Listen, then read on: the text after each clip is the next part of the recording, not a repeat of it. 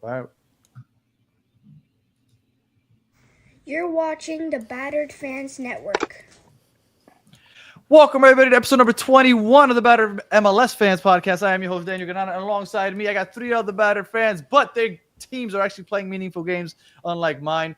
We have a fifth guest that is supposed to be on here, a fourth guest, but I'm not sure if he's going to make it. But regardless, we're going to move on with the current guest, and let me start introducing him from my left to your right, Mr. Ivan, the Creator. How are you doing, sir?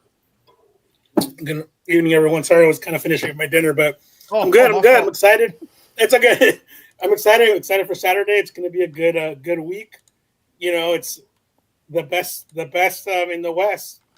What else can I ask for? You know, so I'm excited to see Seattle, and we're excited to see MLS is back, I guess. And then our usual LA Galaxy suspect, Mr. Edgar. What's going on, sir? I'm all right. As you guys can see, I got a bandage on my nose. I got attacked by a pack of loons earlier in the day, and the loons they're in LA, man. And I keep telling people, don't sleep on these loons. Like when you turn around, they'll pounce on you. The last thing you want on this earth is to draw your last breath and have a pack of loons pecking you and hearing that scream in the dark, Woo! Whatever it is. Oh, I thought you were going to say the Wonder Wall. That too. And last but not least, Connor. What's going on, man? Hey, glad to be here. Dan, I'm excited for this week coming up. It's this one's especially great for me because we are coming up on our first playoff game against the Galaxy since the very first Minnesota playoff game they've ever been in. The very first one was against the Galaxy at Allianz Field, and this time we're in LA. Really hoping for a different result than the last time. Well, I don't know if you guys are playing with house money the way a team like, let's say, Atlanta was technically playing with house money, because I think Atlanta's the ones that's like, they don't care. They're already a success. But, you guys are also the underdogs and looking and feeling good. I guess let's start there. Connor, how are you feeling about the game on Saturday? I think I'm optimistic. The Loons have hit the hot streak at the right time of the season. They've already beaten RSL, who had a better season than them. It was both on penalty shootouts, but we came out victorious nonetheless. And I'm after looking back over what the matchups have been between the LA Galaxy and Minnesota this year. This is a different team than the last time we faced the LA Galaxy, and I think we're a stronger team. So I'm optimistic. I think we can come out of there with a win. It was Galaxy 1-1. You guys drew another, and then last season, didn't you kind of kick them right across the head? One of those games, you guys right at the end of the season. Yeah, Teemu Pukki scored 4 goals in that game. I remember it was a 5-2 win. Of course, that was the win that kept us in the playoffs for one more week, and then we got hammered by Sporting Kansas City the next week. So it was, it was kind of a last-ditch effort to get into the playoffs, which we didn't end up doing. But it's a different season this year. I'm feeling good. I'm feeling really good about my Loons going down to the Galaxy home there. And Mr. Krabs here is in rare form. You brought a Carson Galaxy and Chivas USA 2.0 fan together. Yeah, we're representing all of LA on today's Western Conference show. All right, so Connor's feeling good. Edgar, how are you feeling? I feel like you guys should be feeling a little better than LAFC, because I feel like LAFC winning the West or ending up with the top seed in the West almost worked against them, because I feel like they ended up with the tougher matchup in the second round. No offense, Connor. Edgar, how are you feeling about the game on Sunday? I'm sorry, it was Saturday. A little apprehensive. Connor and I just got over talking right now on our show regarding that match, and I was just mentioning how I think a lot of LA Galaxy fans are expecting this to be an easy W for the team, but I keep telling everybody that Minnesota is a lot better than they expect. Minnesota did really good towards the end of the season, and it's a team you can't take lightly. So I'm heading into the game with cautious optimism, and I'm just hoping that Galaxy doesn't fall into some of the mistakes that they have committed in the past, which is real spotty defense on set pieces, and sometimes their offense will suddenly go quiet when you least expect it, or a Ricky Puig that gets very frustrated and it affects his style of play. But if they can maintain some of that energy that they had in a match against Colorado, I think they can do well. But Colorado Rapids and Minnesota United are two different teams, and so this is why I'm reminding people don't take this team lightly, and don't be surprised if it's a very tense matchup. Connor, do you think that your defense can handle that potent Galaxy offense? The way we're playing right now, I think we can. We are not allowing a lot of passes into the box right now. So if we keep playing the way we have been, we're gonna do great. But as I was saying to Edgar when we were on his show earlier tonight, that front four is something to be reckoned with. You had Joveljic up front, you've got Ricky Puig, you've got Gabriel Peck, and you've got Pencil as well. I think those are that's a great team of a front four, and it's definitely going to give the Loons defense something to work with. With our in regards to our own defense, we have Mickey Tapias. He's been great ever since he's come aboard Minnesota. Michael Boxall is old, but he's got a lot of experience, and he still attacks with the energy of a young man. Jefferson Diaz, a new addition this season, and the guy who I think is gonna change the whole game is Joseph Rosales back there, the Honduran national, and he's gonna be box to box. He's gonna be attacking all around the ball. And that's where I think Minnesota could have an advantage. Is we'll weather the storm, and then Joseph Rosales will be that guy that takes the counterattack to the other end, and that could be the game changer right there. A lot of the viewers for this show are East Coast based, right? We're trying to hopefully grow the show on the West Coast, but we're very East Coast based right now with the viewership on the show. So a lot of people aren't familiar with the Loons and your team. If hopefully they're going to watch the games this weekend, who's somebody they should look out for as far as Minnesota goes? Well, I already mentioned Joseph Rosales, but Yeboah, yeah, absolutely. He's been great since he came in the summer transfer window. He has been scoring goals like we've always wanted our strikers to. Unfortunately, they have not been able to capitalize up until Yeboah arrived. I will also give a shout out to Robin Lud. He's definitely been the field general on the over there. He's been the assist king of our team. Great vision on the field. Not necessarily exciting to watch play, but he flies under the radar in that way. So he's dangerous to the other team, seeing as they might not necessarily be paying attention to him instead of keeping an eye on Kelvin Yeboah or Taniolo Oluwaseyi or one of our strikers. Robin Lud, he'll thread the needle when he needs to.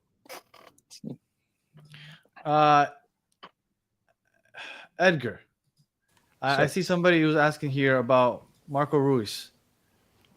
Yes, is he coming off the bench still? Probably, and there's nothing wrong with that. I feel. I think he's somebody you could put out there, and he'll give you some good minutes.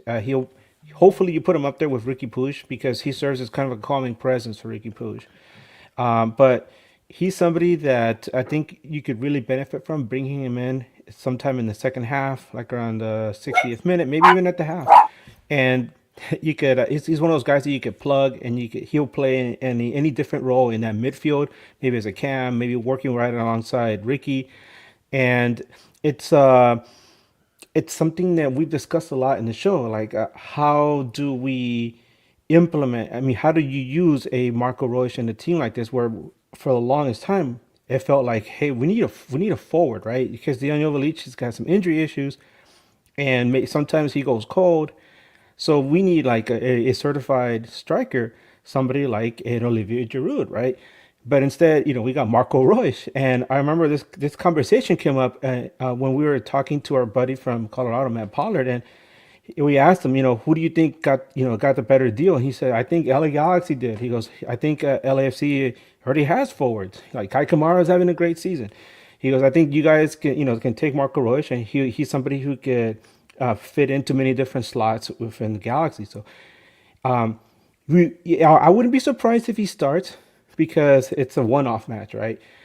But at the same time, I expect him to come off the bench instead because right now a healthy LA Galaxy means you got a lot of tools around Ricky Puig, Edwin Cerrillo, and you got Diego Fagundes available. So I think this team is pretty good. Also, Mark Delgado is another guy in the midfield. It's a very strong midfield. And if you see Marco Royce out there, expect Ricky Puig to be even more chill and relaxed. Ivan, since you have no dog in this race, even though I know you probably have some hatred for the Galaxy, how are you feeling about the Galaxy Minnesota game? I hate Carson so much. It's more about I can't even describe. Like I was looking when we were talking about the weather earlier. You're like, how's the weather in LA?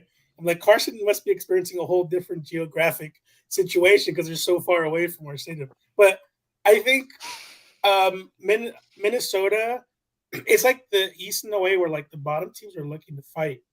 So I see the break as something that can go for one team but may not go for the other. I think Minnesota and Seattle, for that matter, like benefit from this FIFA break.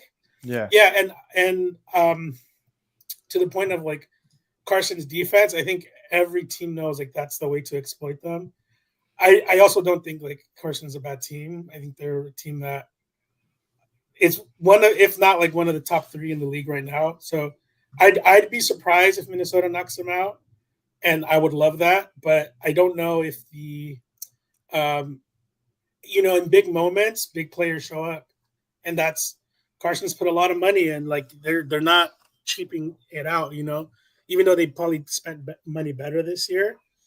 Big players are going to show up, and I think that we're going to have a good match in that Minnesota Carson. It may not be as explosive like as other ones. I think it's going to be like a very close, like 0-0, 0-1-0 type of thing. But as far as people and that live in Los Angeles, there's soccer all weekend, so I mean that's a good thing, right? The soccer all weekend, and before the show we were talking about the weather, and you guys said there might be some rain in LA this weekend. Oh yeah. Yeah, so, we don't do well with rain in LA for a lot of reasons. It's just infrastructure is just not there. Like fields are meant to get water and not like snow it. So Edgar, do you know if it's going to? Well, no, it'll affect you. Edgar, you guys play on Saturday or Sunday? I forget which Sunday afternoon. So Ivan might be the one that gets more affected by that rain. Oh yeah, on Saturday. Okay, well, the beer showers. We're gonna get affected by beer showers. Seattle for sure. They thrive in the rain.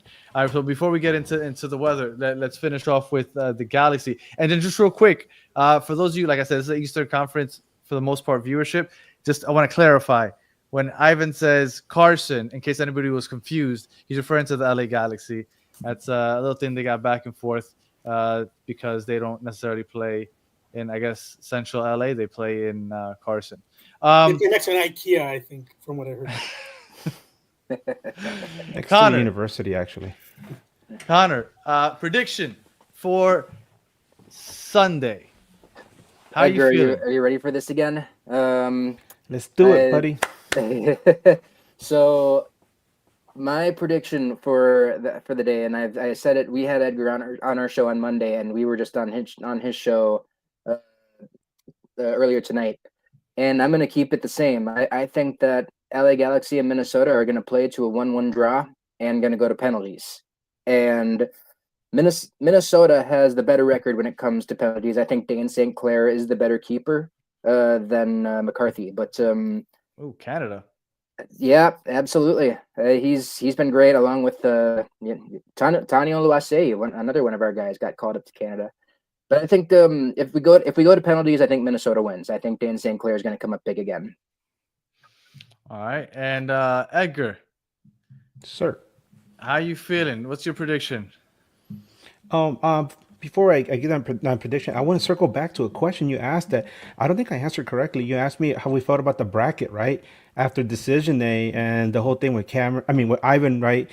You said that LAFC ended up one side of the bracket when on decision day, right? Yeah. I I think I touched on this before, but I remember I was at a bar at a Galaxy watch party watching things unfold, and there was just this horrible sense of like, oh my God, Houston on decision day is always a really rough thing for LA Galaxy fans, and so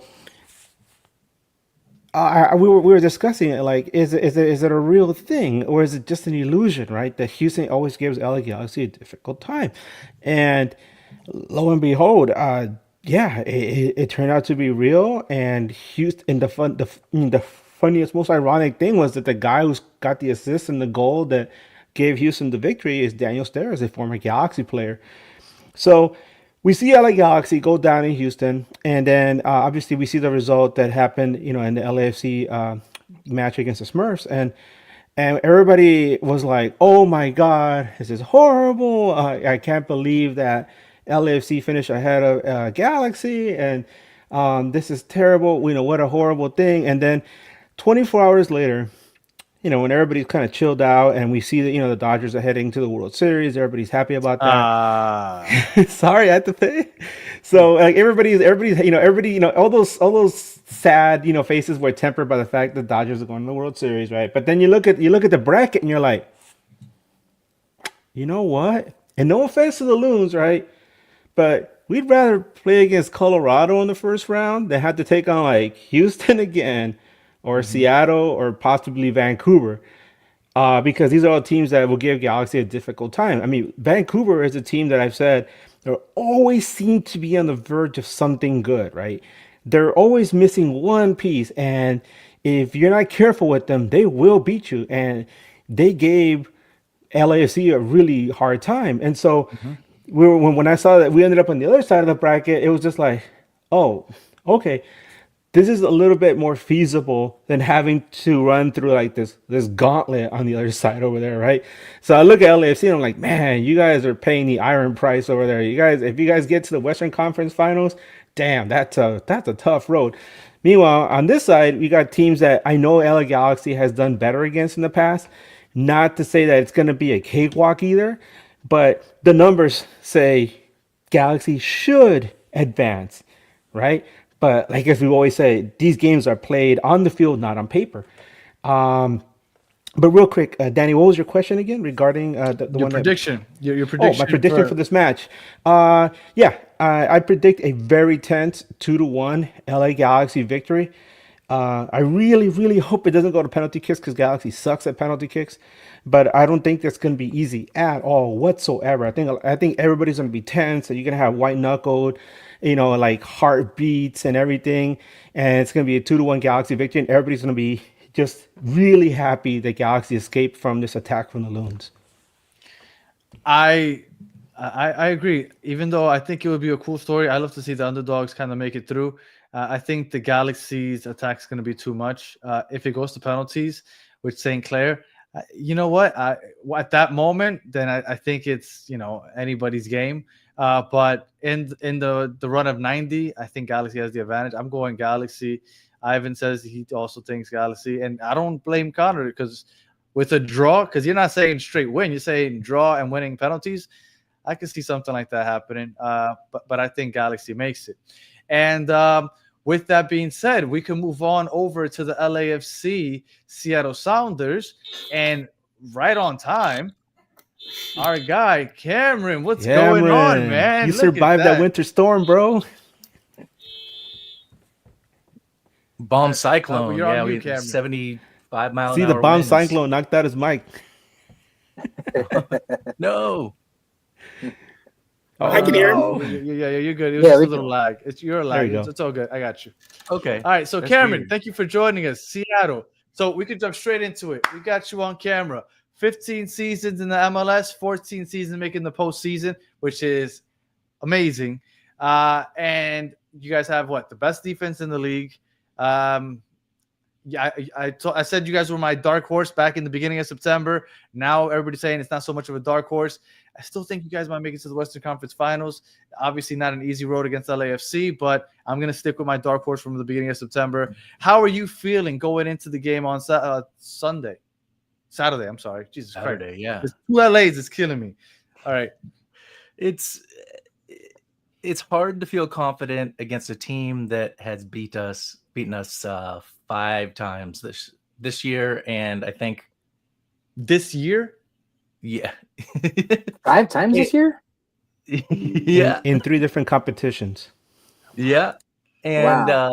And the Sounders haven't, despite early success, haven't won against LAFC in 14 games. I believe is the number. I think it's 4 draws and 10 losses over the last 14, something to that effect. So, But you guys beat them in the most important one back in 2019, no? yes, correct. Which was an upset of sorts. It's funny. I felt more confident going into that game where they were one of the best teams in league history than I do going into this one where Seattle has lost 5 times this season. However, I think the Sounders figured out the formula. It's just a question of can they execute. Okay. Ivan, how are you feeling going into the game on – I'm not even going to say the day anymore. How are you feeling about going into this weekend? Saturday. No, I feel good. I was worried because when Miami got eliminated, I was like, I had to turn on my Apple TVs. Like, did they turn the servers off? Did they all just go home after that? No. What's the good. point anymore? What's the point? Yeah. I was like, is MLS? Is this still? Miami, Columbus, Cincinnati, all on the same weekend. Yep. Yeah. No, that was that. Whatever. We can talk East later, but I feel good. I think LAFC fans are excited. The first bracket, I guess, whatever the first leg. Playoffs, Vancouver has just been one of those teams where like we just don't want to play them anymore. And I think I heard some of your other guys saying the same thing where like it's again. It's so for us it was okay. Seattle's a fresh quote unquote, but it's another team that we played also multiple times. So it's going to be a match. I think like it's at BMO. It's always a blockbuster, right? You get what you pay for. Even more so with LAFC star power, but Seattle, I think this is what they do. Like they get in, 7th, 8th, 6th place, and then they make it through. Like that's what they've always done. So they quietly end up in the conference finals. And nobody talks about it, right? And you hear everyone like, so that's something I think they have to their advantage. Obviously, LAFC being at home is a huge plus. Obviously, having there's a couple of our players that are coming from injury that are no longer injured and they got minutes and they're getting fresh. But I think people want to see Giroud, people want to see Vela, people now more like the MLS people want to see Bouanga. So there's stuff to watch. Not only that, we got Hugo Lloris on goal. So this is if you're not watching a game like this and you probably don't like soccer. And Lloris is actually the best. I think he's one of the keepers with the most shutouts this season, and nobody talks about that either. But he's one of the keepers. And contrary to our old keeper, which now he's Carson's keeper, McCarthy, he's an awesome distributor. Like if you like to watch ball, just watch how he distributes the ball. He reads the game. I think in Leagues Cup he had more assists than Ricky Puig. I don't know how to pronounce his name. So Puig, yeah. So that's an example of he's out there, right? So when he came in, he was kind of slow start. He was playing in the snow against RSL, and then you look at him today. He's this is a keeper. This guy is world class. You watch him, and sometimes I'm not even watching the game. I'm just watching this motherfucker. He can do things that no other keeper can do. And not only that, now he's commanding his defense. I see him yelling a lot of not yelling, but leading a lot of the other guys, right? When they're making a mistake. So I'm excited about this game. I think Seattle is going to lose really bad, but it's a fun game anyways. Does he yell at them in French? I'm just curious. Well, there's 4 French players. Well, French-speaking players. I'm pretty sure there's French and Spanish, or Zutalo. Cameron, is it Frey or Free? Fry. Fry. Stephen Fry leads the league 13, in right? Yeah. Yeah. And he's So got a chip on his shoulder because this is his second to last year. He signed one final contract, so last year will likely be his last year. And he consistently gets passed over for Keeper of the Year, despite consistently leading the league in shutout. I think he's second all time in shutouts, actually, behind Nick Rimando, which no one's passing Nick Rimando ever because he's been there for so long. But I mean, I will agree halfway with what was just said in that the Sounders are either going to win 1-0 or in penalty kicks, or they're going to lose big. But I think it's more likely to go to penalties. yeah, I'm not sure why I said free. I meant to say Frey. Fuck you, Tank. All right. So as far as predictions go, Cameron, you just gave your prediction, but you said either one or the other. Which one do you believe? Are you believing with your heart or with your head? My heart says that the Sounders lose, but my head says it's going to penalties. Okay. Fry cannot save penalties very well. He did save one against Houston, but that's not his specialty. Okay. He comes off the line too often, but maybe Bouanga misses one in one of the biggest games of all time, and Sounders advance again on penalties without scoring a goal yet again. Well, Eric hates when I say this, but Bouanga is a penalty. Oh my God, I forgot what I used to call him, but he basically lives at the spot.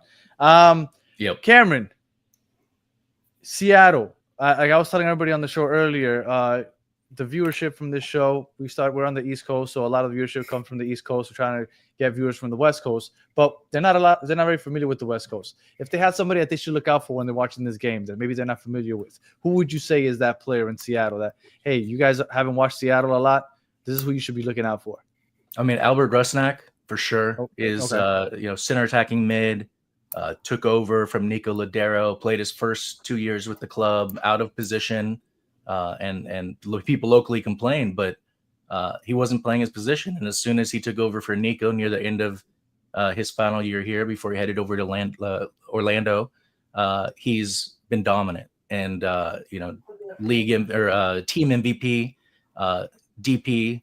So I think he something like 13 goals and double-digit assists. Maybe he's been the guy this year. He's been the person to watch. And then I would watch out for De La Vega, who is our DP, who's been hurt all season and been trying to come back. He fought to the game right before Houston, the final game, Portland. I guess he was shut down. And then in Houston, he came back and was playing well, and you can see what he does for the team. So I think he's someone that there's no film on in the MLS, so they don't know what he's going to do. So whoever's in that right wing. We also have a one-eyed, 21-year-old Georgie Manugu who just tears down the field. So either of them and Rusnak. No mention of Paul Rothrock this time? I mean, I love me some Paul Rothrock, but that's where he does best. Is he gets appreciated, and then he becomes a needle in someone's side. So I have a question for you, Cameron, because earlier in the season when we spoke to a podcaster from out of Seattle, he mentioned that he was really concerned with the age of the players on this club, and he felt that it's about time that they have like a whole rebuild. Is that still the vibe there, or are they just kind of trying to just roll with this as long as they can and continue with the same players next season? No, the next season will be radically different. This year they already started that, but you're not going to see Rui Diaz come back, which may be why he goes out and does something off the bench in this game, because it could be his last game for the Sounders ever. João Paulo, they haven't even talked to him about a new contract.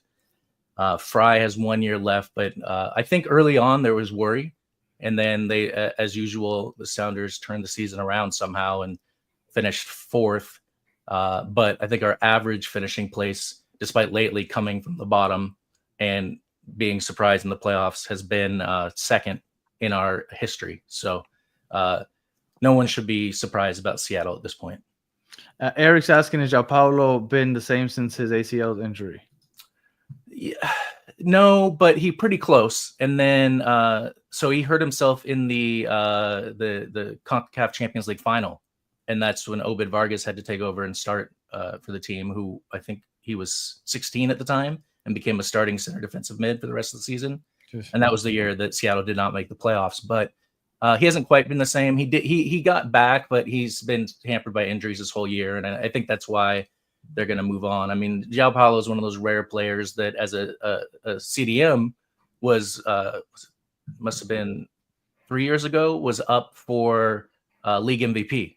So that's the kind of impact he can have on a game. I mean, it's I don't like him, but I would say a Kyle Beckerman type impact, or an Ozzie Alonso back in the day in Seattle type impact. So JP has been the man, but they definitely will be moving on from him. And they've got a ton of youth players that you're already seeing between Rothrock and Georgie Manugu and Reed Baker Whiting, players that are already either starting or first off the bench. So I think they're taking slowly through the season, moving away from the older players. And the next year, you're going to see a new DP and some more players come in that will be younger. All right, and then let me go. Ivan, predictions for this weekend. No, I think LAFC is going to win like pretty easily. I don't see Seattle putting up much of a strong game this year for LAFC, but my prediction, I'll give you a score line too. I think it's going to be 3-0. LAFC is making a big statement by being in first place. We're a big club, and we all believe in that we are the biggest club in MLS. So in order for you to prove that, you have to, show it. So these are the expectations that us as fans put on the club. This is the expectations that I'm sure players have as well. So regardless if we got the tougher or the weaker or whatever bracket, we're like, we want to win. If we're in first, that's all that matters. First, get to the next match. And I think that's the mentality that the guys have right now. There's a lot of guys that are coming back from international duty with like even higher expectations, like Kike Oliveira. He's one of my favorite players, if not my favorite. He plays for Uruguay, and he played a few minutes in this last match against Brazil. He's a very dynamic winger, but he can also play a wing back. He's sort of those modern fullbacks that they have in Europe a lot, where they're gonna run you the whole pitch, like 90 minutes plus. So that's a player to watch out for sure. And another one I would give you is Bogusz, Mateusz Bogusz. He's a number 9 for Poland right now. While Lewandowski was injured, he's taking over for his for his club, and he was doing really well. He played against Portugal and against Croatia, I believe. So it's one of those things where I see LAFC I'm not saying that I'm seeing Seattle less than. They're a tough team. They're gonna make it tough, and they're not gonna make the game easy. But it's gonna be a 3-0 win for LAFC. So I gotta ask, with the signing of Olivier Giroud this year, he hasn't really made much of an impact. Would you call him just wasted cap space at this point or this time, or is he going to come up big in a moment like Gareth Bale did? No, I mean, I'm one of the biggest Giroud haters too, but I think for his position, he definitely needs to do a lot more. And I don't compare him to Bale because of the salary. And I know that's like an MLS thing, and I hate getting into that, because Bale wasn't a DP on paper, right? Let's just call it that. So I think that's one of the things where like Giroud is actually in a position right now to be that star. And this is American playoffs, baby. This is what we want to see. And I think players like Giroud have that ability where he will show up in big moments. So I would start Kai Kamara if he's healthy. Obviously, he's a lot older. Not only for his swag, but he has an energy about him, and he just, I don't know, like Kai is just something that I wish we would have seen him with us longer. He's a Seattle killer. Yeah, I've heard. So I haven't followed like his trajectory that long, except for like right before he came with us. But I think Olivier needs to, I don't want to say prove himself, but for somebody like in our league that we're paying a lot of money, and you pay a lot of money for one player and you don't get what you want, it can really mess up things for a long time, right? So I do see him coming off the bench, right? I do see him maybe getting some minutes off the bench, but Dolo, I'm a Dolo lover, and I think Dolo's the best coach in the MLS right now. His decisions never surprise me. He benched him last game. Giroud was smiling, he was laughing, like you're benching your DP striker, and this guy's not even faced. So I think Dolo has that in him, where like Dolo can do whatever he wants. He might start Vela, he might start Martinez. You just don't know, right? So I think Vela just came to be a model. Vela didn't come to play. Love Vela though. Vela can do no wrong in my eyes. But I know. I think Olivier will be talked about a lot in 2025. I don't see him as a 2024 signing yet. I want him to prove me wrong, score a bicycle kick like you did with Milan or whatever. That's what, or with Chelsea, I think it was. That's what I want to see. But age is a motherfucker. We all know that. So, it's one of those things where maybe it caught up to him. Ivan, I have a question for you, man. Go ahead. Sorry, real quick. Because I've talked to a lot of LAFC fans about Olivier Giroud, and they all say, I mean, obviously, the guy's talented, right? But the one thing I keep hearing is he doesn't get the service. Who would that fall on? Who would be the one that would have the role of feeding him passes that hasn't happened? Like, is there somebody that maybe Dolo should point to and say, hey, you're not doing your job? Or is it just not something that the team wasn't prepared for when they got him? I think it's just modern soccer. I think Dolo plays very modern soccer where it's more pragmatic. Like they're not touching the tiki-taka, which I don't like that style anyways. But it's a matter of you're not getting service, yes, but you're a player that has to adapt as well, right? You're making the big bucks, quote unquote, for MLS. It's big bucks. But I think there's 3 players that are on the radar. They're just not ready yet, which is Campos. He's a Mexican fullback. He has the best crossing that we've seen out of any player in ML. Oh, I think Ivan just froze. Did we lose him? Oh no! I'm pretty sure Olivier Giroud got upset, took him out. Much like he's going to freeze during the game. There he goes. Oh, there he is. I think I'm sorry. Griezmann was number 2. Yeah, Griezmann, right? You're getting Griezmann. We all know, right? It's the worst kept secret in MLS. I don't know if it's going to be Griezmann or what, but I think Martinez needs to be more the service maker for Giroud. And I think the player that has the ability is Campos. I think maybe I cut off, but he's like our fullback as well. But I don't see us as being one player making all the goals. Like all our guys can score. Hollingshead, fullback. We got Tillman, Bogusz, midfield. Like, so I don't see Giroud as being as impactful, but he does bring in the defenders, like as far as like being that presence. So I don't know, really. It's one of those decisions where like I don't know what Dolo's gonna do. I have a question for all of you, and I'll start with Ivan since I got you on the big screen right now. Trondolo, if you guys lose to Seattle, you saw what just happened with Tata Martino here in Miami.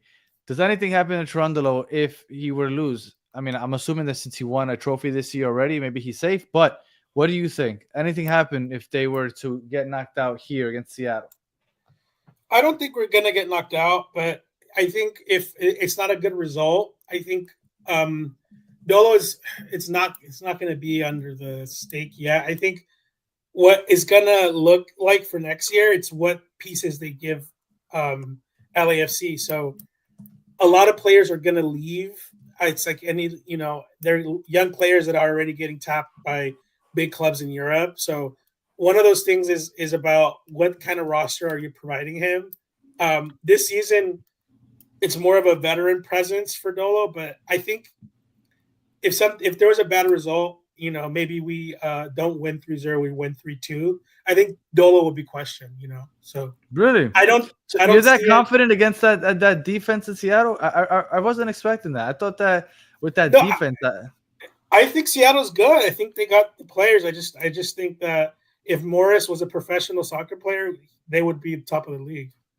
I mean, if Morris were a forward, he dominates as a left winger, yet they demand to play him at the 9. What's funny is that I feel like he's been playing for the last 37 years. Like I feel like he's been playing forever. I guess I'll go ahead and I'll ask you, I guess, similar question. Schmetzer is how you pronounce the name? Yep. He's safe. Yeah, I mean, he just signed a new contract. He wasn't so safe earlier this year. Okay. Over on Sounders Scuttlebutt, my podcast, we coined the Ziggy line, which was the line where Siggy Schmid got fired if you were at a certain amount of points by this time, and he only beat it by 2 or 3 points. But then the season Then he turned it changed, around. Yeah. turned it around. So he got that contract. So he's here through, I believe, the World Cup at least. Okay. But he was the oldest coach in the MLS until Bruce Arena just came back. So I think he can pretty much do what he wants. If they had missed the playoffs twice in a row, he would have been gone. I know that for sure. I think it would have been a question if they hadn't made the playoffs this year, which would have been 2 out of 3 years. But no, he's safe either. And the way they turned the season around was pretty incredible this season because of how bad things were going. But if you listen to the players on the team, Christian Roldan said this the other day, backup keeper Andrew Thomas, I had a conversation with him. We were hanging out last Tuesday, a week ago Tuesday. And, this is the closest Sounders team that they've been on. So they've been through it, which is one of the reasons why I'm confident that the Sounders can hang in this game for a while. And as long as they execute the things they need to do, they have the plan. And they already knew, but then Vancouver showed. You play De La Vega like Ryan, is it Gaud, G-A-U-D? I never pronounce his name. Gaud, G-A-U-L-D, yeah.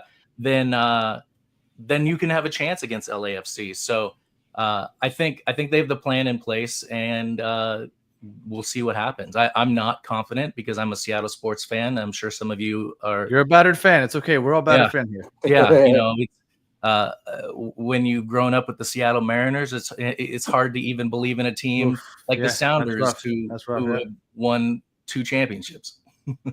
Did King Felix ever pitch in the playoffs? No, he never did. Never got to be in the playoffs. It probably killed his Hall of Fame chances, which is insane because he's one of the greatest pitchers of all time. Not as bad as Mike Trout, but it's up there. Yeah. I don't know. I don't want to hear your baseball takes. This is something interesting because it's going to seg to Connor. We were talking about how Seattle turned their season around. We just spoke to Connor, and I mentioned to him, I asked him, at one point in the season, Minnesota went 9 games without winning, including a 6-game losing streak. And how did they turn it around, right? Yeah. Yeah. No, for sure. And Miami went through the same thing with Phil Neville, and he got shown the door. But I mean, look, the patience. I think Seattle is one of those organizations in the MLS that you look at, like the Pittsburgh Steelers in the NFL.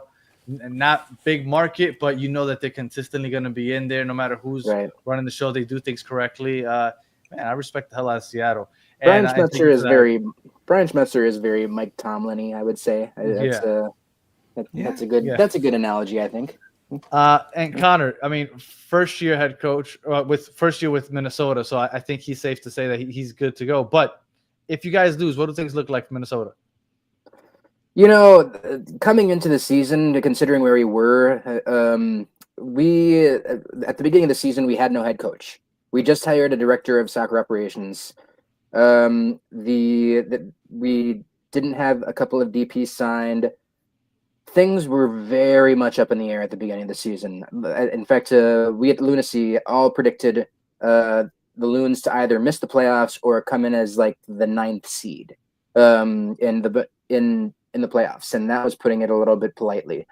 So I think us up here, we're happy with how the season ended up. That being said, it's been a bit of a roller coaster this season because we started off so hot. We went to Atlanta. We went to Atlanta in like game number 9 or 10 or something. We went to Atlanta and we beat Atlanta, and at the time we'd only lost 2 games. And we were averaging 2 points per game. And there was only one other team that was averaging 2 points per game at the time, Inter Miami and Lionel Messi. So at that time, Minnesota fans were having high hopes. Then the international window came in June and July, and we got 9 players called up to their national teams. And then we hit a summer slump. And it's just like, oh God, here's another Minnesota sports team that's just gonna choke their season away at the exact opportune time. They were doing so well, and now they're not going to do great. And then the summer ends, and we acquired a Kelvin Yeboah. We acquired Jefferson Diaz. We acquired Joaquin Pereira, and we ended up making a bit of a comeback. So the 6th seed, that's above our expectations from the beginning of the season. And considering the fact that Eric Ramsey is still a 1-year coach, he's done great things with this team already. And we've got new players that are still kind of learning the system. I am optimistic about Minnesota's future. I think that we can do better than the 6th seed and maybe even, compete for the Western Conference next year. Watch out, LA teams. I think we're coming for you guys. So no matter how this weekend turns out, Minnesota's feeling good. Yeah, I think so. I think that we were feeling good about our season. Obviously, we'd like to come out of there with the win, but it's definitely one that exceeded expectations. All right, and then Edgar, I thought you were about to hit me with some more LA Dodger slander, so I cut you off earlier. Sorry about that. So how you feeling about Vanny if you guys were to lose? A lot of the fan base was split with Vanny. I would say about a year ago, more or less. But after such a successful season and juggling all the different roles in this team, and they've done a fantastic job. A lot of people were surprised that he wasn't in the running for MLS Coach of the Year. It's not a topic that we discussed on our podcast as far as like, Vanny should be Coach of the Year, because a lot of people felt like this was the year where either put up or shut up. He's been here for a while, and a lot of people like me, for example, remember him from when he was with the original Galaxy squad in 1996. So we have fond memories of that, and so it was nice to see him come here for a homecoming. But things just haven't worked out the way we kind of expected. He's known as Greg the Builder, and but you know what? What a difference a year makes, because you got rid of Chris Klein, you got rid of Jovan Karofsky, 2 people that were there kind of like a cancer in the. I hate to say that, but they're kind of like a cancer in the in the organization. You brought in Will Kuntz, who's done an amazing job, in his role. They put together like a fantastic team, and now we're going to see Vanny ball for what it is. He made such an impact that earlier this season, about a couple months ago, maybe, LA Galaxy, I don't know, it's a month ago, LA Galaxy actually gave him an extension through 2025. So he's going to be there at least until the end of next season. No and matter I'm sure how that this at that weekend point, goes. yeah, and at that point, we're going to see and reevaluate, what he's done, and he'll probably stick around a little bit longer. And Tank wants to know, do you miss his curly hair? Yeah, I met him when he was a rookie, and he's a completely different fella. But that dude, man, he takes good care of himself, man. You should have seen him back in the day. I remember like first time I met him, he was just wearing his shorts, and he's like freaking 6-pack. I'm like, dude, I'm sure he still rocks a 6-pack. Like in the locker room when the boys win. Like, that's kind of crazy, boys. Well, I appreciate you guys joining me for this Western Conference, especially on the show since we're learning so much about the West Coast. Because, like I said, we're East Coast based, and we're trying to grow to get some more West Coast viewership. But I appreciate you guys really jumping in and joining us. And just real quick, I do think the Galaxy beat Minnesota, unfortunately, but I do think Seattle pulls out the upset. That's just me. I've been saying this at the beginning of September. I'm gonna ride with that. I think that the MLS wants and needs El Tráfico in the Western Conference Finals, especially now that Messi has hit the bricks in the playoffs. They need that matchup. Yeah, they want that fake matchup that they're trying to sell everyone to actually have meaning. Look, it has the best name. It has the best name, I think, of any rivalry. Maybe Hell is Real is a good one also. But we're gonna get Atlanta versus Minnesota in MLS Cup watch. I would like it. I would love that. Yeah, I would love that. Ivan, would you watch the that? MLS Ivan? final would be right up here in St. Paul. I would totally go. Would you watch that? Atlanta versus Minnesota? I'd rather watch primetime bowling. I'd rather watch that than LA versus LA. I mean, to be honest. I do not think we're gonna get LA versus LA. I mean, I'm picking Seattle to upset LAFC, maybe Minnesota upsets Galaxy. I just don't think it's gonna happen. I feel like that's what happens in sports, right? That's the matchup you want. We wanted Kobe versus LeBron, and somehow Orlando eliminates the Cavs, and then he's on the Heat, and somehow OKC eliminates the Lake. Like it just never, that matchup you want just rarely ever happens. I don't think we're gonna get it, but maybe we do. I'm sure Don Garber wants it. All right. Let me go around the table. I want you guys to let everybody know where they could find you if they want to hear more about your team and the city that you represent. Connor, let everybody know where they can find you. Yeah, you can find us on you can find our Twitter at LunacyP. That's Lunacy Podcast, and my personal one is Head Lunar. Also on Twitter, or X as it's called right now. You can find our podcast at any place you can find a podcast: Spotify, Apple Music, iHeartRadio. Any place you can find a podcast, we are there. We cover Minnesota United FC and the Minnesota craft brew scene.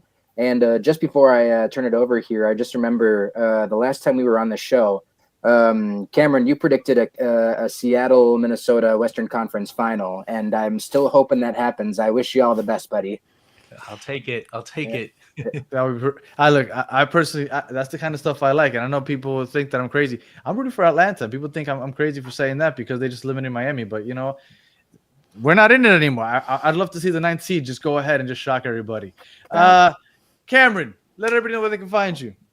Yeah, I'm one of the hosts of Sounders Scuttlebutt, which is a Sounders-based podcast. You can find us on Twitter at SSFC Scuttlebutt, or you can find me at the Independent Supporters Council, where I'm the new press stuff, and I'm for another 2 weeks president of the Sounders Alliance Council, which is the fan government. I'm at Legal Minded Punk on all internet places where you have social media.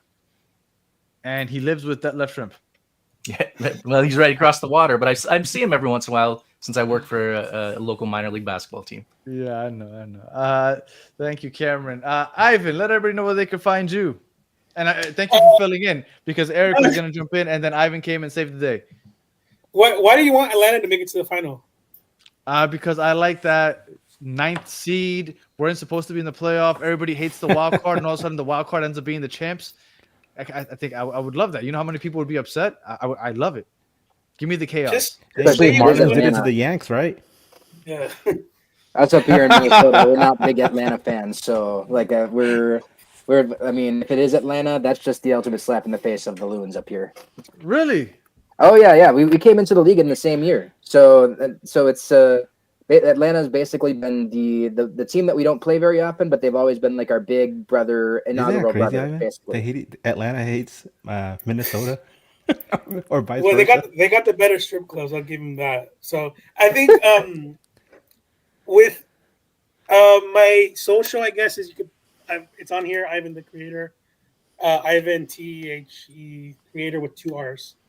So Twitter, you can find me. I'm on the Spanish podcast called Dale Dale Black and Gold with Pablo Morales. So we try to do some Spanish stuff there for people that trying to follow LAFC specifically in Spanish. So he takes forever to put out episodes, but when I'm on, I'll let y'all know. I'll post it. But I'll be on there, and I think I want to thank y'all for having this. I know that's all banter, so there's no real hate.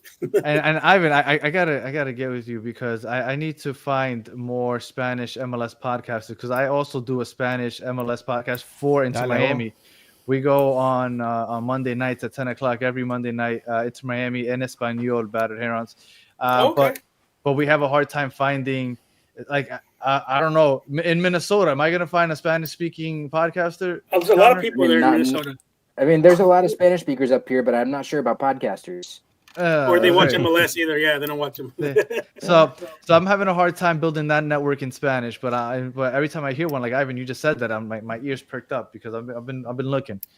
I mean, even though I know LA is probably easier than Minnesota. When LA starts that French one, I can come in and my degree in French.